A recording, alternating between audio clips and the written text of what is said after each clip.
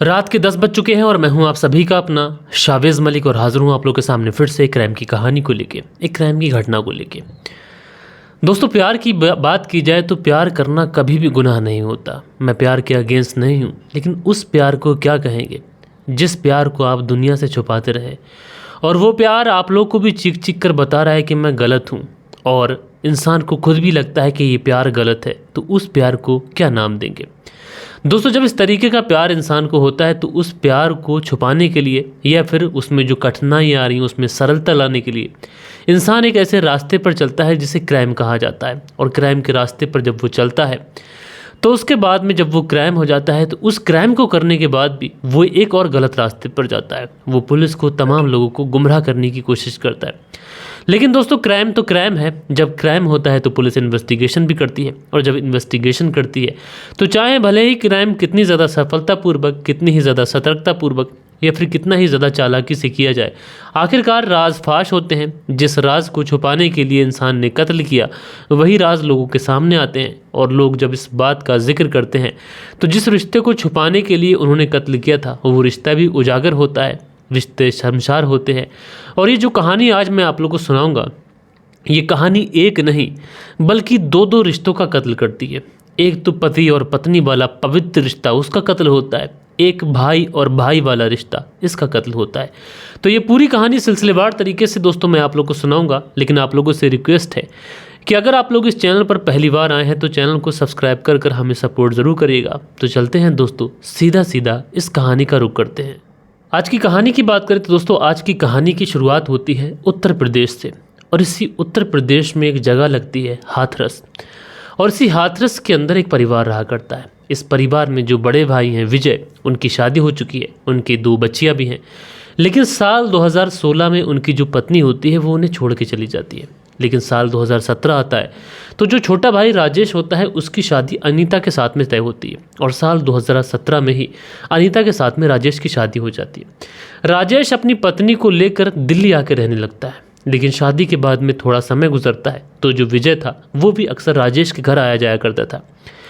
लेकिन अनीता जब राजेश की पत्नी बनकर राजेश के घर आई थी तो उसे विजय के बारे में कुछ भी नहीं पता था कि विजय की ज़िंदगी में क्या हुआ है, क्या नहीं हुआ है। विजय जब कभी भी अपने भाई राजेश के घर आता तो जो अनीता थी ये विजय से पूछा करती कि भाभी तुम्हें कब छोड़ के चली गई, कैसे छोड़ के चली गई। तो जो विजय था ये बताता है कि मैं अपनी पत्नी से बेइंतहा मोहब्बत किया करता था, लेकिन उसके बावजूद भी मेरी पत्नी को मेरी कदर नहीं थी। हमारी 2 बच्चियां भी हैं, हमारी ज़िंदगी बहुत ही बेहतरीन गुजर रही थी, लेकिन इस बीच में उसे ना जाने क्या सूझी कि उसने हमारा हंसता खेलता परिवार उजाड़ दिया। तो जो अनीता होती है ये विजय से कहती है कि आप भाभी से इतना प्यार करते थे, भाभी बदकिस्मत थी जो आपसे प्यार नहीं करती थी, और वो किस्मत वाली थी कि उनको आप जैसा प्यार करने वाला पति मिला। अब ये बातें कहीं ना कहीं इन दोनों के बीच में कुछ इस कदर होती हैं कि जो अनीता होती है उसको विजय के प्रति सिंपैथी हो जाती। उसको लगता है कि कहीं ना कहीं उसके जेठ विजय के साथ में गलत हुआ है। अब इसी वजह से अनीता जो थी वो अपने जेठ विजय के प्रति नज़दीकियाँ बढ़ाती है, और विजय जिसकी ज़िंदगी में कोई था नहीं, जिसकी ज़िंदगी का कोई मकसद नहीं था, बस 2 बच्चियाँ थीं, अगर चाहता तो उन्हीं बच्चियों के सहारे ज़िंदगी काट सकता था, लेकिन विजय की ज़िंदगी में अकेलापन था। इसलिए विजय भी अपने छोटे भाई राजेश की पत्नी की तरफ आकर्षित होने लगता है। धीरे धीरे वक्त पर गुजरता है, और वक्त गुजरते हुए अनीता को ये डर भी था कि अगर वो विजय के नज़दीक जाएगी तो अगर उसके पति राजेश को पता चल गया तो फिर उसके ऊपर क्या गुजरेगी। वहीं विजय को भी ये डर था कि अगर मेरे छोटे भाई को पता चला तो क्या गुजरेगी।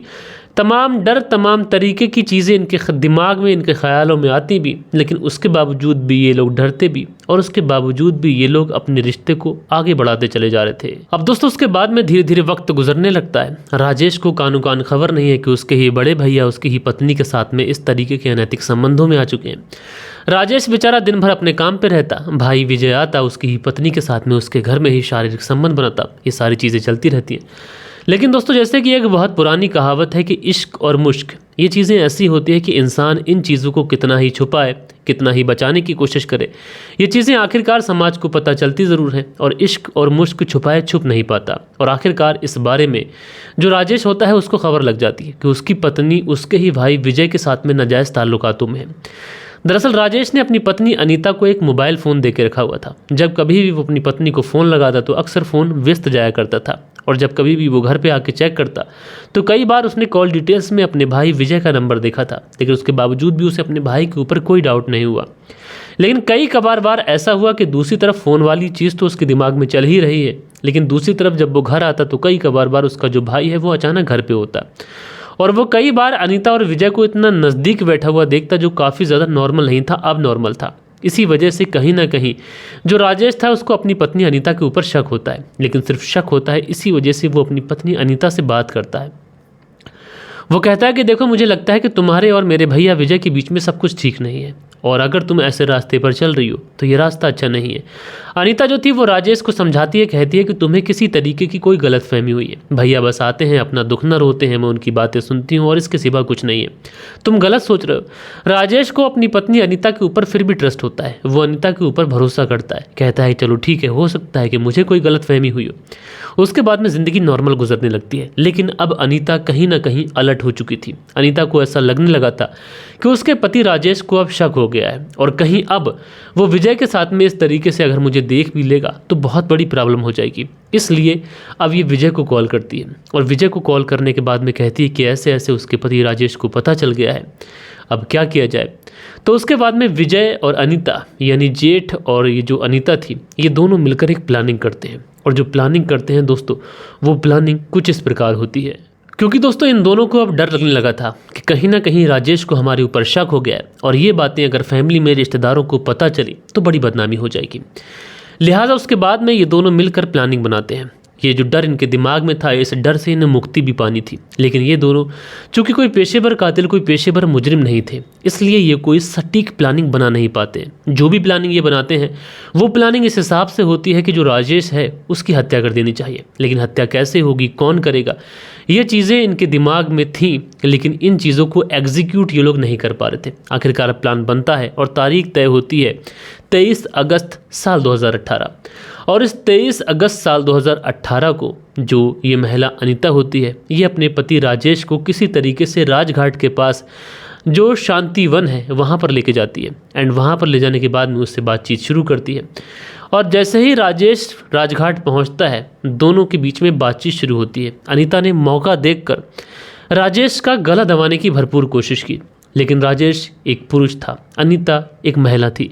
अनीता के जिस्म में उतनी ताकत नहीं थी जितनी ताकत राजेश के जिस्म में थी, इसलिए अनीता राजेश के ऊपर काबू नहीं पा सकती थी।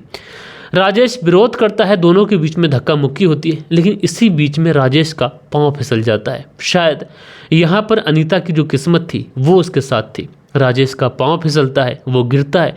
जैसे ही वो गिरता है तो उसका जो सर होता है ये पीछे पड़े एक बड़े से पत्थर पर पड़ता है। जैसे ही बड़े से पत्थर पर उसका सर लगता है उसकी ताकत जवाब दे देती है। जैसे ही उसकी ताकत जवाब देती है अनीता उसके सीने पर बैठ जाती है और उसके गले को जब तक दबाती है कि जब तक उसकी मौत नहीं हो जाती है। जब इनको लगता है कि अब राजेश की मौत हो चुकी है तो उसके बाद में जो अनीता होती है ये अपने पर्स में रखा हुआ चाकू निकालती है और उस चाकू से राजेश के फेस पर एक नहीं बल्कि सैकड़ों वार करती है, जिससे उस डेड बॉडी की शिनाख्त ना हो सके, पहचान ना हो सके। अब दोस्तों अनीता कत्ल तो कर चुकी थी, लेकिन इस कत्ल को अब प्लानिंग का रूप देना था, इसलिए अनीता अब इस विजय को बुलाती है।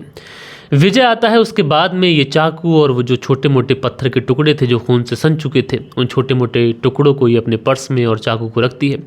उसके बाद में विजय और अनीता हड़बड़ाहट में उस राजेश की डेड बॉडी को वहीं पास ही के एक नाले में फेंक कर वहाँ से भाग खड़े होते हैं। लेकिन ये वहाँ से भाग तो जाते हैं, इनको ये यकीन था कि डेड बॉडी पुलिस को मिल जाएगी, लेकिन डेड बॉडी पुलिस को मिले उससे पहले ये बड़ी प्लानिंग करते हैं। विजय और अनीता एक तरीके से लूटपाट की साजिश रचते हैं। अनीता बताती है कि वो अपने पति राजेश के साथ में राजघाट की तरफ से आ रही थी। वो मार्केट गए हुए थी किसी शॉपिंग के सिलसिले में, लेकिन जब वो लौट के आ रही थी रास्तों में ही उन्हें कुछ बदमाश मिल गए जिन्होंने लूटपाट करने की कोशिश की। उन्होंने मेरे पति को बंदी बना लिया, किसी तरीके से मैं भागने में कामयाब हुई हूँ। और ये बातें उन्होंने आस पड़ोस के लोगों को, तमाम रिश्तेदारों में बोल दी थी ताकि तमाम लोग ये गवाही दे सकें कि इनके साथ में कोई बड़ी लूटपाट हुई है।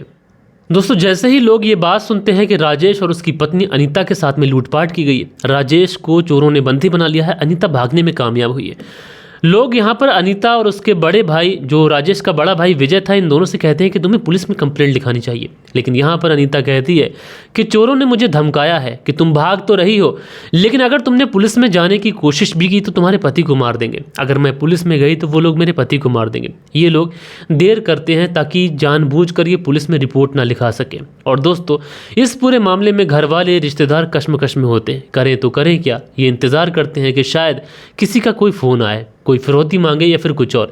लेकिन इसी बीच में पुलिस को उस नाले से वो डेड बॉडी प्राप्त हो जाती है। वहाँ पर आधार कार्ड और जो मोबाइल मिला था उसके आधार पे पता चलता है कि इस व्यक्ति का नाम राजेश है, जो कि दिल्ली की फला फला जगह पे रहता है। लिहाजा पुलिस जो थी वो एड्रेस के आधार पर उसके घर तक पहुँच जाती है। जब पुलिस राजेश के घर पे पहुंचती है और वहां पर पूछती है कि राजेश के घर पे कोई है क्या, तो अनीता कहती है कि मैं राजेश की पत्नी हूं। तो पुलिस अनीता से कहती है कि दरअसल तुम्हारे पति की डेड बॉडी मिली है फला फला जगह पर। अब जैसे ही ये बात अनीता सुनती है, पुलिस के सामने नाटक करते हुए बहुत ही ज़्यादा ज़ोर ज़ोर से रोने लग जाती है कि हाय उसके पति के साथ में क्या हो गया। बदमाशों ने कहा था कि वो मेरे पति को मार देंगे और उन्होंने सच में मेरे पति को मार दिया। पुलिस ने पूछा कि क्या कुछ हुआ था, तो अनीता बताती है कि हम लोग राजघाट की तरफ से लौट रहे थे, शाम का वक्त था कि उसी समय कुछ लोग आते हैं बाइक से और हमारे साथ में ज़ोर ज़बरदस्ती जो हमारे पास में सामान था उस सामान को छीनने की कोशिश करते हैं। मेरे पति राजेश विरोध करते हैं। उसके बाद में वो मेरे पति राजेश को अपने साथ बिठाते हैं और किसी तरीके से मैं वहाँ से भागने में कामयाब हो जाती हूँ। पुलिस अनीता से कहती है कि तुमने इस पूरे मामले के अंदर पुलिस कंप्लेंट क्यों नहीं लिखाई। तो अनीता कहती है कि पुलिस कंप्लेंट कैसे लिखा थी, मुझे उन चोरों ने, उन बदमाशों ने ये वार्न किया था कि अगर तुमने पुलिस में जाकर कंप्लेंट लिखाई तो तुम्हारे पति का कत्ल कर दिया जाएगा। बताओ मैं अपने पति का कत्ल कैसे करवा सकती थी।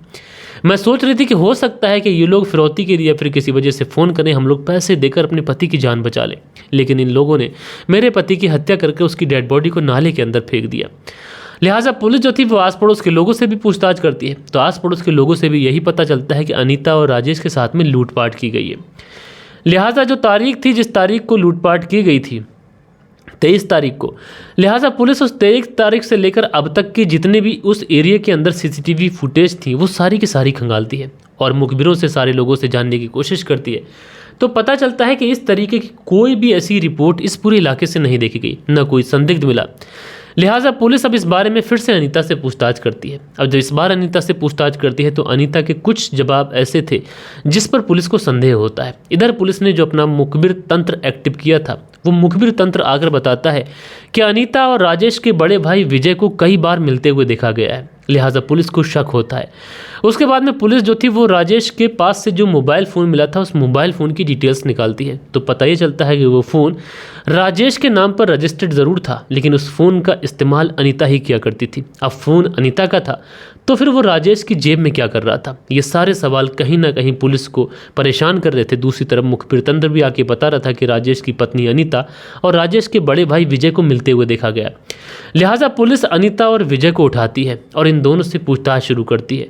पहले अनीता को अलग में बिठाया जाता है, उससे पूछताछ शुरू की जाती है। उसके बाद में विजय को अलग बिठाया जाता है, उससे पूछताछ शुरू करती है। तो विजय बताता है कि लूटपाट वाले समय मैं तो मौजूद ही नहीं था, मुझे जो भी कहानी बताई वो अनीता ने बताई। अनीता से पूछताछ की जाती है तो अनीता कहती है कि विजय भाई को सब कुछ पता है, यानी इन दोनों के जो बयान थे वो कहीं ना कहीं मेल नहीं खा रहे थे। उसके बाद में पुलिस इन दोनों से अलग अलग जाकर कहती है कि विजय ने सारी सच्चाई कबूल कर ली है। दूसरी तरफ विजय से कहती है कि अनीता ने सारी सच्चाई कबूल कर ली है और बेहतर यही होगा कि तुम दोनों सच सच बता दो। और ये बातें अलग अलग में हो रही हैं लेकिन दोनों को इस बारे में नहीं पता है। और पुलिस जिस तरीके से ये जाल फेंकती है, इस जाल के अंदर ये दोनों फंस जाते हैं। जब ये दोनों फंसते हैं उसके बाद में इन दोनों को जब सामने बैठाया जाता है और उसके बाद में जब पूरी सच्चाई निकल के आती है, उसे सुनने के बाद में पुलिस हैरान और परेशान थी कि आखिरकार एक पत्नी ऐसा कैसे कर सकती है। जैसा कि आप सभी लोगों को पता है कि जब राजेश की शादी होकर वो दिल्ली में आकर अपनी पत्नी अनीता के साथ में रहना शुरू करता है तो उसी दौरान विजय का जो आना जाना था ये राजेश के घर पे था। राजेश की पत्नी अनीता जो थी वो अपने जेठ विजय से कई बार पूछा करती थी कि तुम्हारी पत्नी आखिरकार तुम्हें छोड़कर क्यों चली गई। विजय बताता, कई बार उदास हो जाता। इसी वजह से जो विजय था ये अनीता की सिंपैथी हासिल करने में कामयाब होता है और उसके बाद में इन दोनों के बीच में नज़दीकियाँ बनती हैं, आए दिन शारीरिक संबंध बनते हैं और इस बात की खबर राजेश को हो जाती है। इन दोनों को डर था कहीं राजेश किसी को बता ना दे, बदनामी हो जाएगी। इसी वजह से ये कत्ल का रास्ता चुनते हैं। दोस्तों, जिस बदनामी की वजह से इन्होंने कत्ल किया वो बदनामी भी अब हुई और एक व्यक्ति इस दुनिया से हमेशा हमेशा के लिए चला गया और अब ये भी अपनी पूरी ज़िंदगी जेल में गुजारेंगे। तो ऐसे इंसान अवैध संबंधों में बनता है, फिर उस अवैध संबंधों को बचाने के लिए या फिर उन्हें छुपाने के लिए क्राइम करता है और क्राइम करने के बाद में एक और साजिश रचता है ताकि पुलिस को गुमराह कर सके। आप लोग क्या सोचते हैं इस पूरी कहानी के अंदर, इन लोगों को क्या सज़ा मिलनी चाहिए, कमेंट्स में बताइएगा। बाकी कल के दिन आप लोग के कुछ प्यारे प्यारे कमेंट्स भी थे, वक्त होता है कि आप लोगों के कमेंट्स पढ़ लिए जाए। सो दोस्तों, कल के दिन जो आप लोगों के कमेंट्स आए थे, इसमें राइडर रॉक है, इनका नाम है शाहनवाज, और ये लिखते हैं सऊदी से हमारी कहानी सुनते हैं। बहुत खूब कहा आपने कि सबसे अच्छी बात है कि आप अपने सीनियर्स की रिस्पेक्ट करते हैं, लाइक शम्स ताहिर खान सर की। अच्छा लगता है, मैं हमेशा से आपको शम्स ताहिर खान सर की स्टोरी सुनता हूं, तो आप अपने बड़ों की रिस्पेक्ट करते हैं, ये सुनकर बहुत अच्छा लगा। ये कहना है हमारे प्यारे व्यूवर्स शाहनवाज जी का, तो शुक्रिया मेरे भाई। प्रियंका सिंह है, लिखती हैं अच्छी कहानी है भैया, तो प्रियंका सिंह जी शुक्रिया आपका। गजेंद्र शर्मा है जो कहानी सुनते हैं, लिखते हैं सर मैं आपकी कहानी को नाइट के 11 बजे सुन लेता हूं, बहुत अच्छे से सुनाते हैं आप, very very thank you sir ji. तो गजेंद्र शर्मा जी मेरे भाई आपका शुक्रिया। मंसूरी भाईजान लिखते हैं भाई जी आपकी कहानी सुनाने का अंदाज़ बहुत अच्छा है, मंसूरी भाईजान जी शुक्रिया। इंडिया करके आइडिया है, लिखते हैं व्यूज़ बहुत कम आते हैं आपकी स्टोरीज़ पर, ये देखकर दुख होता है, वरना कहानी सुनाने का अंदाज़ बहुत अच्छा है। तो इंडिया करके जो आईडी है भाई, आपका बहुत शुक्रगुजार हूँ कि आपने थोड़ी सी मेरे बारे में चिंता की। लेकिन मैं जो कर सकता हूँ, अपना बेस्ट जो कर सकता हूँ वो मैं करता हूँ। लेकिन जो लोग 1 से 2 हज़ार लोग मेरी कहानी को सुनते हैं, अगर आप लोग मुझे सपोर्ट करें तो फिर मेरे वीडियोस पे व्यूज़ बढ़ जाएंगे। सपोर्ट कैसे कर सकते हैं, मान के चलिए कि 1000 व्यूज़ आते हैं, अगर 1000 लोग ही मेरे वीडियो को क्लिक करके लाइक कर दें तो फिर क्या मेरे वीडियो को बूस्ट नहीं मिलेगा? लेकिन आप लोग लाइक करने में कंजूसी करते हैं। उसके बाद में सादिक अंसारी है, लिखते हैं अस्सलाम वालेकुम भाई, आपकी स्टोरी सुनाने का तरीका बहुत अच्छा है, मैं आपका फ़ैन हो गया हूँ। तो सादिक जी शुक्रिया मेरे भाई। मंसूरी भाईजान जी प्यारा सा कमेंट्स करते हैं। दिनेश कुमार जी कमेंट्स करते हैं। दिनेश कुमार जी का अगला कमेंट्स है प्रदीप वर्मा जी की पत्नी, जो मंदी वर्मा है उनकी पत्नी प्रदीप वर्मा पंजाब से कहानी सुनती हैं। श्रीनिधि शर्मा हरिद्वार उत्तराखंड से कहानी सुनते हैं। इदरीस खान कहानी सुनते हैं मुंबई से। अकील खान सलाम करते हैं भाई, वालेकुम सलाम। प्रियंका सिंह है, लिखते हैं सावन चल रहा है भैया, महादेव का महीना है और महादेव हमेशा आप पर कृपा करे। तो प्रियंका सिंह जी बहन आपका शुक्रिया। कुंदरपाल जी प्रणाम बोलते हैं। दिनेश कुमार जी लिखते हैं आपका अंदाज़ अच्छा है। मोहम्मद रियाज हैं, लिखते हैं शम्स सर की कहानी सुनता हूं, बट आपकी कहानी सुनता हूं, आपकी कहानी में बहुत ही अंदाज से सुनाते हैं आप, दिल से शुक्रिया। तो मोहम्मद रियाज जी शुक्रिया मेरे भाई। उसके बाद में शमा सिद्दीकी जी कमेंट्स करती हैं। मंसूरी भाईजान जी कमेंट्स करते हैं। दिनेश कुमार जी, मंसूरी भाईजान सब लोगों ने कमेंट्स किए हैं। दिनेश कुमार जी का कमेंट्स आया है कि वाइफ भी कहानी सुनती है, शुक्रिया। उत्कर्ष हॉलीवुड है, लिखते हैं सर गुड मॉर्निंग, सुबह सुबह देख रहा हूँ आपकी, और हाइप का ऑप्शन आया है, वीडियो लाइक करने पर हाइप दे दिया है सर, इस वीडियो पर मैंने sir, thank you. Rajesh Kumar लिखते हैं आँखों को जब किसी की चाहत हो जाती है, दिल में रहने की आदत हो जाती है, तो हम उसे छोड़ भी नहीं सकते, हमें उसके दिल में रहने की आदत हो चुकी है, आखिर को कैसे भुलाया जा सकता है? किसी को जब किसी की आदत हो जाती है, तो मैं राजेश ठाकुर हरियाणा से लिखते हैं। तो राजेश ठाकुर जी, इन सारी चीज़ों की एक उम्र होती है, जब आप किसी के साथ में एक तरीके से रिलेशनशिप में बंध गए तो आप उसी को अपनी आंखों में बसाएं तो बेहतर है, ये आपके लिए भी अच्छा है और आपकी जो पार्टनर है उसके लिए भी अच्छा है। धीरज सिंह लिखते हैं जय श्री राम भैया, आजकल रिश्तों के खून बहुत हो रहा है और किसके सर पर भरोसा किया जाए, कुछ कह नहीं सकते मेरे भाई, शुक्रिया। आदिल जी हैं, लिखते हैं हेलो सर, मेरा नाम मोहम्मद आदिल है और मोहल्ला शेख सरियान कस्बा खैराबाद सीतापुर से हूँ, आपकी कहानी सुनता हूँ, ज़रूर मेरा नाम ले लेना, सारी कहानी सुनता हूँ भाई। तो आदिल जी मेरे भाई बहुत बहुत शुक्रिया आपका। सज्जाद खान कहानी सुनते हैं, प्रियंका सिंह जी कहानी सुनती हैं, सुल्त्यागी जी कहानी सुनते हैं, उसके बाद में हैरी छेत्री कहानी सुनते हैं, और उसके बाद में अगला जो कमेंट्स है ट्रेवल्स फेरे है, उसके बाद में बालिश बिहारी हैं और लईक अब्बास जी कमेंट्स करते हैं, उसके बाद में तारिक सिद्दीकी कमेंट्स करते हैं, नसीर अहमद जी कमेंट्स करते हैं, मुकेश कुमार जी कमेंट्स करते हैं, लिखते हैं मलिक साहब जी नमस्कार, मैंने आपका नाम मलिक सुनता हूं तो मेरे एक बचपन के दोस्त की याद आ जाती है, तो अच्छी बात है।